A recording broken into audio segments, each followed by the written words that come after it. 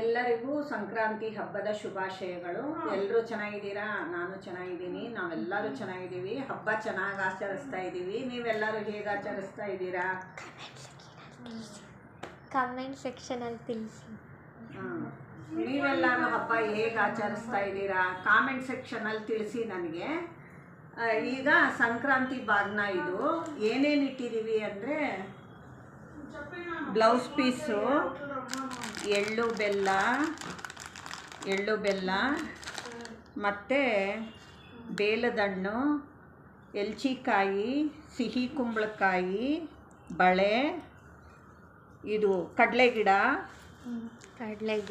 ಗಿಡ, ಬೆಲ್ಲ, ತೆಂಗಿನಕಾಯಿ, ಗೆಣಸು, ಅವರೆಕಾಯಿ, ಕಡಲೆಕಾಯಿ, ಅಡಿಕೆ, ವಿಳೆದೆಲೆ, ಗೆಣಸು, ಕಬ್ಬು, ಬಾಳೆಹಣ್ಣು ಮತ್ತು ಗೌರಿ ಸಾಮಾನು.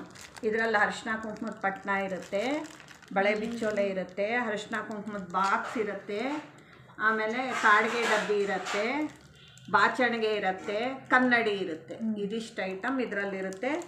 ಆಮೇಲೆ ಅರಿಶಿನದ ಕೊನೆ ಬಟ್ಲಡಿಕೆ ಇದರಲ್ಲೇ ಹಾಕಿದ್ದೀನಿ ನೋಡಿ. ಇದು ಅಂದರೆ ಪೂರ್ತಿ ಅಡಿಕೆ, ಇದು ಗೋಟ್ ಅಡಿಕೆ ಅಂತಾರಲ್ಲ ಅದು. ಅರಿಶಿನದ ಕೊನೆಯೂ ಇದರಲ್ಲೇ ಹಾಕಿದ್ದೀನಿ. ಇದಿಷ್ಟು ಸಂಕ್ರಾಂತಿಯಲ್ಲಿ ಬಾಗನದಲ್ಲಿಟ್ಟು ಎಲ್ಲರಿಗೂ ಕೊಡ್ತೀವಿ.